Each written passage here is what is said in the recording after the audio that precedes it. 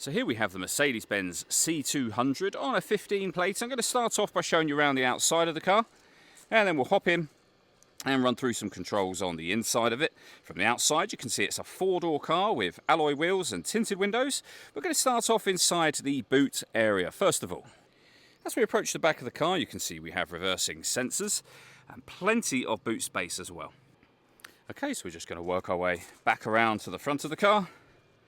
And then, as I mentioned, we'll hop in and run through some controls from there. But now that we've done a full circle of it, you can see it's in fantastic condition the whole way round.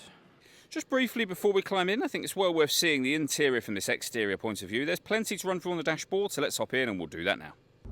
Okay, now that we're inside the car, we're going to start with the dials. Over on the left-hand side, first of all, we have the speedometer.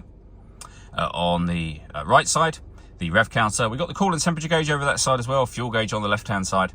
You can see in the centre the total miles of this car. They are 54,143. You can have a digital readout for the speedometer displayed there, as well as various bits of trip computer and fuel economy information. At the very top of that section, it will show you what gear the car is in. It's an automatic, so we, of course, are in park at the moment. If we back out to the steering wheel next, we have buttons that will change the information displayed on that screen, so the ones I was using just a moment ago. Over on the right-hand side, we have our stereo controls. The minus and plus pedals behind the steering wheel here, so that you can change up and down the gear manually should you wish to do that. Over on this left hand side we have our cruise control, electronically adjustable steering wheel, as you can see, and you can move that in, out, up and down as well. We've also got our indicators that side, and then the gears are on the right hand stalk just here. Over into the center next, we have Bluetooth audio, as you can see. So you can stream your music wirelessly. You can also make and receive phone calls, of course.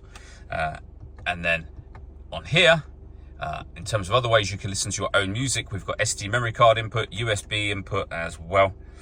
This car's got a CD player. When it comes to the radio, we have got DAB, and you can see along the bottom here under band and preset, DAB, FM and AM radio. All the movement I'm making on the screen is being done using a combination of these buttons, which will take you directly into the menu. Highlighted here, or you can use the controls down here. This wheel, this pad just here, you can push it. There's a lot of ways you can do this. So you can push this in, or use the buttons themselves. So I've just gone onto satellite navigation by pressing that button. We are now on the sat-nav screen. I'm using the dial to navigate around. Push the dial down, or you can push down that pad I showed you, but that will take you into the satellite navigation itself. This car also has a full color reversing camera as well.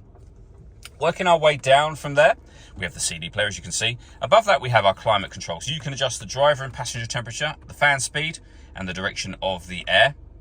When you're happy with those settings, you can turn your air conditioning off and on, or hit auto.